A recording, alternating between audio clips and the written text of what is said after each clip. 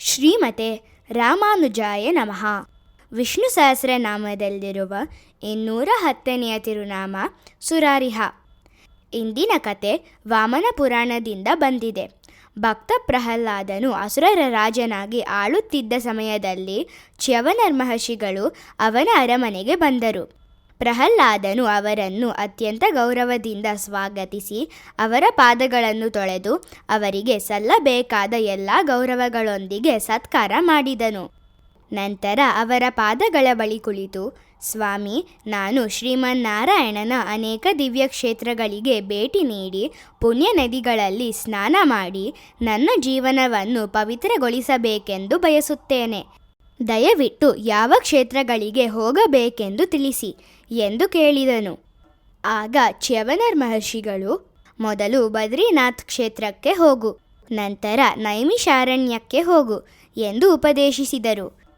ಗುರುವಿನ ಮಾತಿನಂತೆ ಪ್ರಹ್ಲಾದನು ಮೊದಲು ಬದ್ರಿನಾಥ್ಗೆ ಹೋದನು. ಅಲ್ಲಿ ಅವನು ನರ ಮತ್ತು ನಾರಾಯಣ ಋಷಿಗಳನ್ನು ಕಂಡನು. ಅವರು ಕೈಯಲ್ಲಿ ಬಿಲ್ಲು ಮತ್ತು ಬಾಣಗಳನ್ನು ಹಿಡಿದುಕೊಂಡೇ ಘೋರ ತಪಸ್ಸು ಮಾಡುತ್ತಿದ್ದರು. ಆದರೆ ಆ ಇಬ್ಬರು ಋಷಿಗಳು ಲೋಕಕ್ಕೆ ಪವಿತ್ರವಾದ ಅಷ್ಟಾಕ್ಷರಿ ಮಂತ್ರದ ಮಹಿಮೆಯನ್ನು ಪ್ರಸಾರ ಮಾಡಲು ಅವತರಿಸಿದ್ದ ಭಗವಂತನ ಅವತಾರಗಳು ಎಂಬುದು ಪ್ರಹ್ಲಾದನಿಗೆ ತಿಳಿದಿರಲಿಲ್ಲ. ಆದ್ದರಿಂದ ಅವನು, ತಪಸ್ಸು ಮಾಡುವವರು ಆಯುಧಗಳನ್ನು ಹಿಡಿದುಕೊಳ್ಳಬಾರದು, ಕೈಯಲ್ಲಿ ಬಿಲ್ಲು ಬಾಣಗಳನ್ನು ಹಿಡಿದು ಮಾಡುವ ತಪಸ್ಸಿಗೆ ಫಲ ಸಿಗುವುದಿಲ್ಲ ಎಂದು ಹೇಳಿದನು. ಆಗ ಆ ಋಷಿಗಳು, ನೀನು ಒಬ್ಬ ರಾಜ, ಆಧ್ಯಾತ್ಮಿಕ ವಿಷಯಗಳಲ್ಲಿ ನಮಗೆ ಉಪದೇಶ ಮಾಡುವ ಸ್ಥಾನ ನಿನಗಿಲ್ಲ ಎಂದು ಶಾಂತವಾಗಿ ಉತ್ತರಿಸಿದರು. ಆ ಮಾತು ಪ್ರಹ್ಲಾದನಿಗೆ ಬೇಸರವಾಯಿತು. ಅವನು ಆಯುಧಗಳನ್ನು ಕೆಳಗೆ ಇಡಿ ಎಂದು ಆದೇಶಿಸಿದನು. ಆದರೆ ಋಷಿಗಳು ಒಪ್ಪಲಿಲ್ಲ. ಸ್ವಲ್ಪ ಹೊತ್ತಲ್ಲೇ ಮಾತಿನ ಚಕಮಕಿ ದೊಡ್ಡ ಯುದ್ಧವಾಗಿ ಮಾರ್ಪಟ್ಟಿತು. ಒಬ್ಬರ ಮೇಲೊಬ್ಬರು ಬಾಣಗಳನ್ನು ಪ್ರಯೋಗಿಸುತ್ತಿದ್ದಾಗ ಆ ಸಮಯದಲ್ಲಿ ಪ್ರಹ್ಲಾದನಿಗೆ ಒಂದು ಅದ್ಭುತ ದೃಶ್ಯ ಕಾಣಿಸಿತು.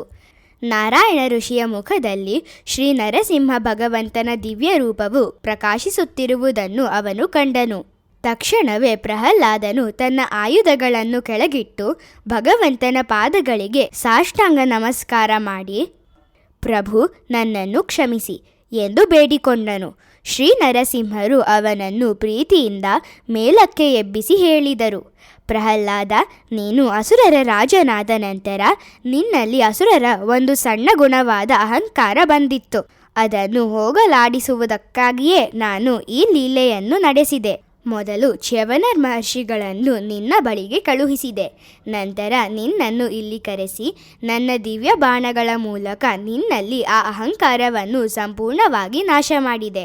ಆ ಅಹಂಕಾರವೇ ನಾರಾಯಣ ಋಷಿಯ ರೂಪದಲ್ಲಿದ್ದ ನನ್ನನ್ನು ನೀನು ಗುರುತಿಸದಂತೆ ಮಾಡಿತ್ತು.